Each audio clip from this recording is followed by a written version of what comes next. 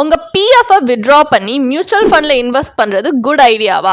இது கேட்கறதுக்கு வேணா ஒரு பவர் மூவ் மாதிரி இருக்கலாம். ஏன்னா ஹையர் ரிட்டர்ன்ஸ் இருக்கு, ஃபாஸ்டர் growth. ஆனா ட்விஸ்ட் என்னன்னா இந்த போல்ட் மூவ் ஆக்சுவலி உங்களுடைய ரிட்டையர்மெண்ட்டை பூஸ்ட் பண்றது பதிலா டீரெயில் பண்றதுக்கான சான்சஸ் அதிகம். ஸோ இந்த டிரான்ஸ்ஃபர் பண்றதுக்கு முன்னாடி நீங்க தெரிஞ்சுக்க வேண்டிய ஒரு முக்கியமான விஷயம் என்னன்னா பிஎஃப் உங்களுக்கு ஜஸ்ட் 7 to 8% ரிட்டர்ன் தான் கொடுக்கும். ஸோ ரைசிங் இன்ஃப்ளேஷன் வச்சு பார்த்தோம்னா இட் ஃபீல்ஸ் ஸ்லோ. நீங்க இயர்லியா புல் அவுட் பண்றது எப்படின்னா, இன்னைக்கு மழை பெய்யலன்னு உங்களோட அம்பர்லாவை விற்கிற மாதிரி நாளைக்கே மழை பெஞ்சா நம்ம என்ன பண்ணுவோம்? ஸோ ஸ்மார்ட் இன்வெஸ்டரா இருந்தாங்கன்னா அவங்க என்ன பண்ணுவாங்கன்னா ஃபர்ஸ்ட் அவங்க பிஎஃப் வச்சிருப்பாங்க. ஏன்னா அது சேஃப்டி நெட். உங்களுடைய growth இன்ஜினை நீங்க மியூச்சுவல் ஃபண்ட் மூலியமா செப்பரேட்டா பில்ட் பண்ணலாம். இப்பவே ஒரு எஸ்ஐபியை ஸ்டார்ட் பண்ணுங்க. நீங்க just 10,000 rupees per month invest பண்ணா கூட at 12% it could become 1.6 crore in just 25 years. இதுதான் காம்பவுண்டிங்கோட பவர். ஸ்மால் ஸ்டெப் ஆனா மேசிவ் ரிசல்ட். ஒரு சீசன் ஃபினான்ஷியல் பிளானர்ஸ் இந்த மாதிரி ஒரு காம்போ தான் ரெக்கமெண்ட் பண்ணுவாங்க. பிஎஃப் சேஃப்டிக்காக வச்சிருங்க,